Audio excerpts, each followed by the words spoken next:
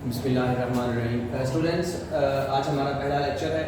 ہم 9th کے course کو پڑھنے جا رہے ہیں انگلش کے. سب سے پہلے ہم نے لیسن کی ٹرانسلیشن کی طرف جانا ہے.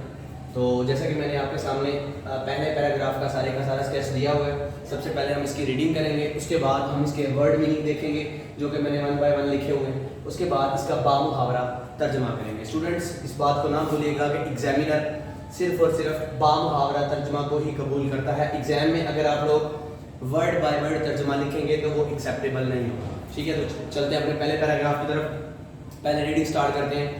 پہلے پیراگراف میں کہتے ہیں Arabia is the land of unparalleled charm and beauty with its trackless deserts of sand dunes in the dazzling rays of the tropical sun. Arabia کا مطلب عرب is the land. عرب ایک سرزمین ہے. کس چیز کی؟ unparalleled، بے مثال. چارم، دلکشی. بیوٹی، خوبصورتی. عرب بے مثال دلکشی اور خوبصورتی کی ایک سرزمین ہے. with its trackless deserts.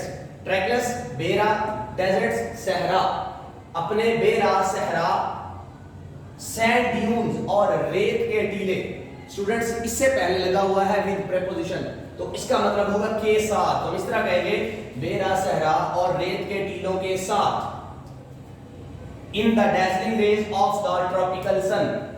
tropical sun ہوتا ہے دہکتا سورج، گرم دہکتا سورج. tropical sun دہکتا سورج، dazzling rays چندیا دینے والی شعاعیں.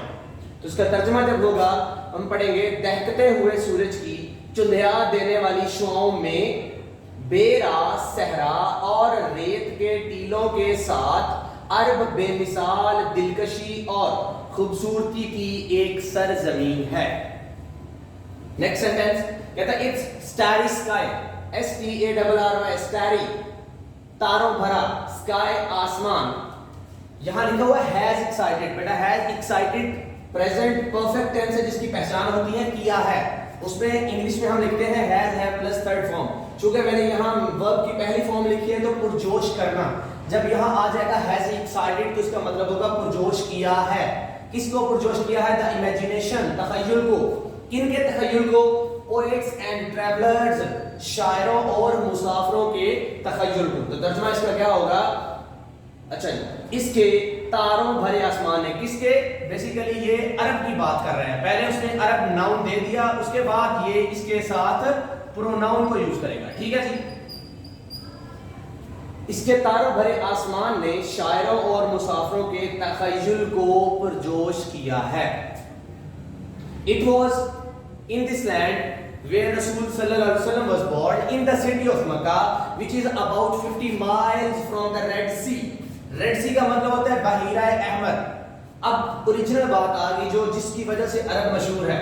کہتا ہے شہری مکہ میں یہ وہی سرزمین تھی جہاں رسول اللہ صلی اللہ علیہ وسلم پیدا ہوئے، جو کہ بحیرہ احمر سے 50 میل دور ہے. بحیرہ احمر سے 50 میل دور. تو اس کے دوبارہ اس کو ترجمے کو ریوائز کر لیتے ہیں.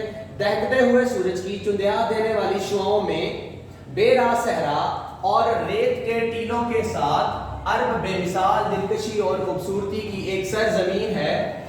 Its starry sky has excited the imagination of poets and travelers. اس کے تاروں بھرے آسمان نے شاعروں اور مسافروں کے تخیل کو پرجوش کیا ہے. It was in this land, in the city of Makkah, where Rasulullah was born, which is about 50 miles from the Red Sea.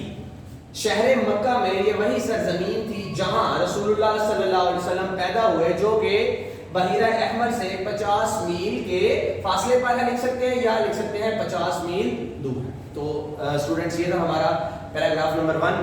تو کل انشاءاللہ ہم دوسرے لیکچر میں پیراگراف 2 کو اسٹڈی کریں گے. تو تب تک کے لیے اللہ حافظ.